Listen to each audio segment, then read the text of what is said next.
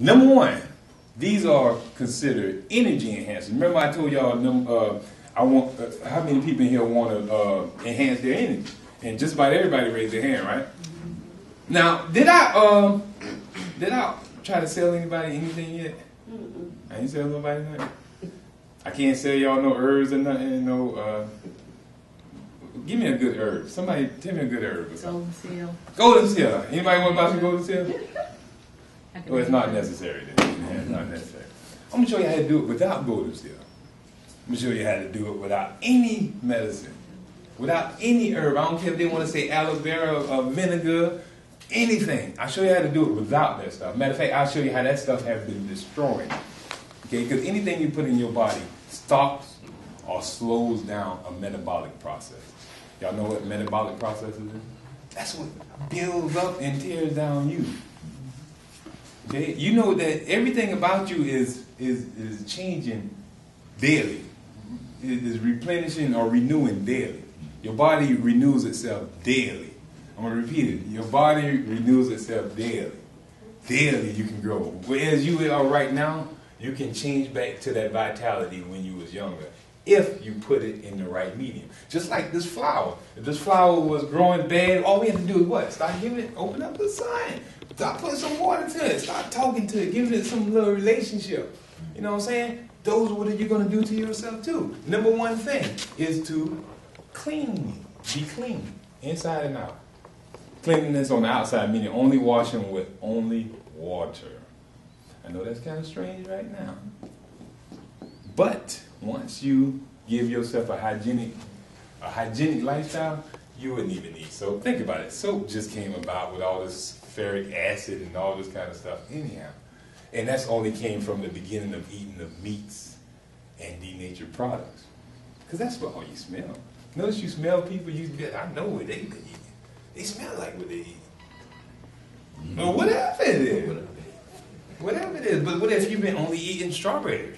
What if you've only been eating pineapple? What if you've only been eating grapes? What if that's what you smell like? Is that a bad smell?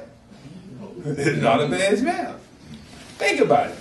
If you was to look at a watermelon right now, just a good fresh cut watermelon, is it tasty? Can y'all see yourself biting into a good cold watermelon sitting outside? How about peeling some good oranges? Oh, good peach.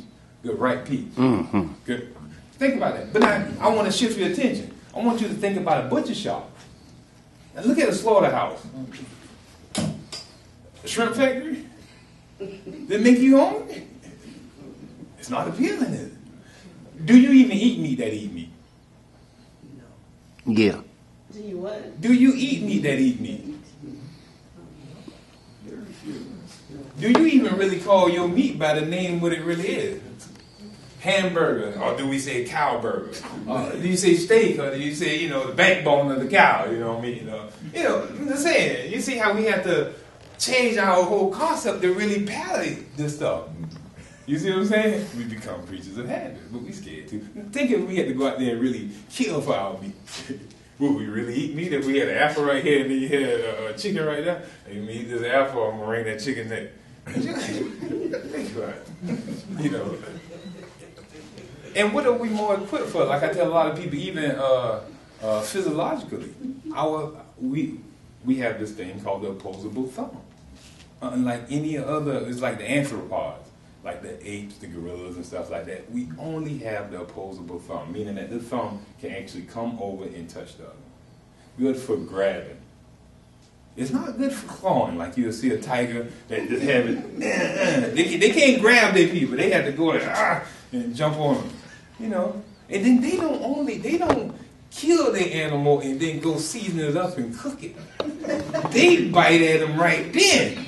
They eat the hair, suck up at the blood, eat at the organ, the critters that's on the hair and all. They eat all that. They don't discriminate. Believe you me. Watch it. All you have to do is look at the Discovery Channel. Why you have me looking at it all? Just have me looking at it all the time. But if you look at those things. But number one, okay, we got cleanliness. Number two is pure water. Pure water. We got so many different waters out here now. You got vitamin water, you got Oh, you got all kind of little drinks with you put stuff in the water that's supposed to make you better. Drop some vitamins in there that's supposed to make you better. The body ain't going to use nothing but water. Anything you put in your body with the water, your body is going to use up energy to cleanse that out before it can even use that water. So what have you done? You just wasted energy. So what we're doing is trying to save our energy. That's how you get more energy, by saving it. Okay? So we're going to save it by drinking only distilled drinking water. Because that's water made just like God made it, right? What did he do? He heat up the ocean, it rises up into a cloud, come over, and come back down as in water. That's the distill process. Look it up. It's the same thing as the distill process. All right? And how about pure air? Right? You can't be sitting in caves all night with the smoke and, you know, getting bad air and stuff like that. If you don't get H2, well, oxygen, you don't get oxygen, what happens? Suffocate. Is that a law? So we're going to make that a law. If you don't get oxygen, you're going to die. Can you break the law without being judged? So that law comes with a judgment already. That's just like the gravity. And we stand up on the wall. We don't break the law of gravity. We only what? Illustrate that that's the law. Because we down on the ground. That makes sense? That makes sense, though? All right. Now, number, we'll be on number 3 now? Oh, that's number 3. So pure air is number 3. Right. Pure air is number 3. Number 4, we need adequate sunlight. Do y'all know how detrimental sunlight is? But what do we do most of the day? We just go sit in the house. Put the blinds, you know, we hide ourselves from the world. We have the blinds down, no shut. We locked up in the house with artificial light.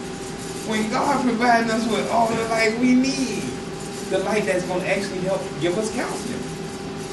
Vitamin D. It assimilates vitamin D.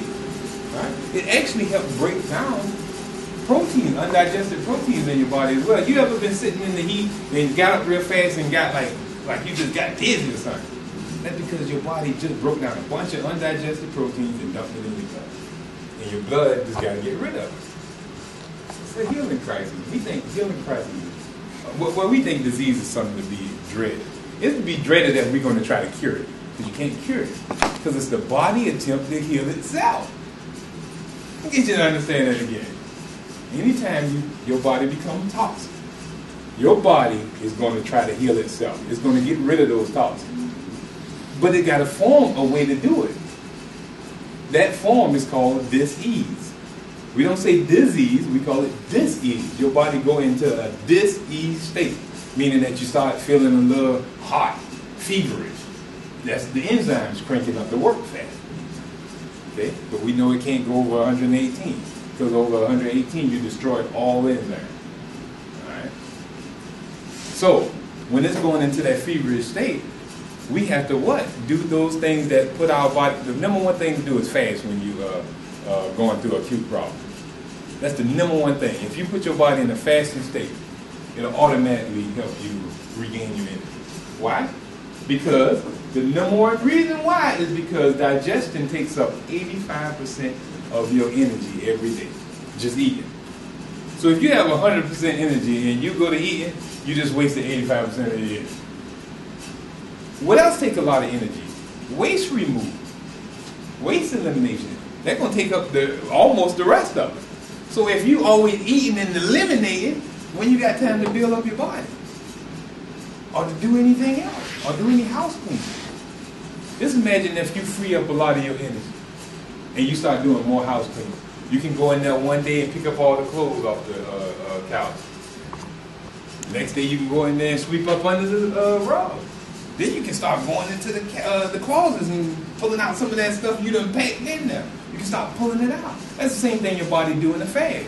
It does the same thing. It start getting those things that's on the surface first. Then it start going deeper. The more you into the fast, it start digging deeper into you. It start going into breaking down the morbid tissue, those cancerous cells and stuff like that. It's going to, you'll say, autolyze those stuff the quickest. Tear those down the quickest.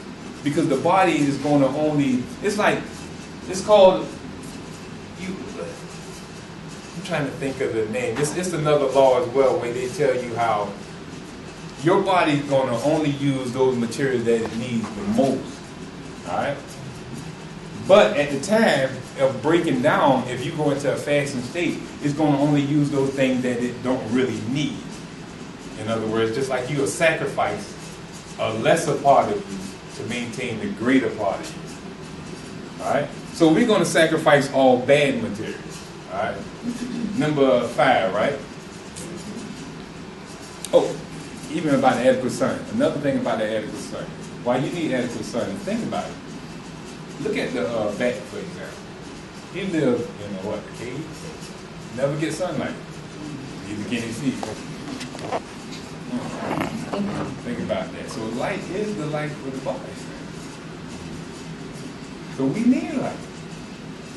Even if you go into the room and say you go into a dark area and with no light and just keep it out and stay in there for days on end, you come out there and feel like you can't see no more.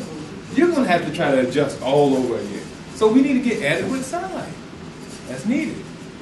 All right? We need regular exercise. Remember we talked about this next one. Regular exercise. Regular exercise in the form of aerobics, at least 3 times a week, 20, 30 minutes. Flexing or stretching. We say stretching.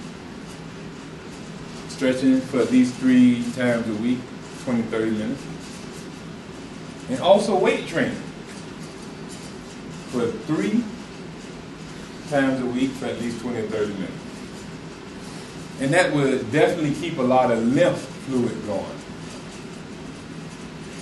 And then that also gives us emotional balance. That's another one too, emotional balance. Emotional balance. A lot of us don't understand about that. We got this thing called retirement here in the United States, right? Called retired. But you know, once people retire, they end up dying. I don't know if y'all ever heard of this book called The Book of the Dead. It's some Iberian Book of the Dead. And there they talk about where these Indians will actually will themselves to death by just sitting still, not doing anything. They would just sit there. They would consider it some type of meditation, but they would actually just sit still, even slow their breathing down, and actually kill themselves because they have no lymph movement. And when you have no lymph movement, you're auto-intoxicating yourself. It's like you're not getting no toxins out of your body. So you're just building up a bunch of toxins and you're drowning in your own poison.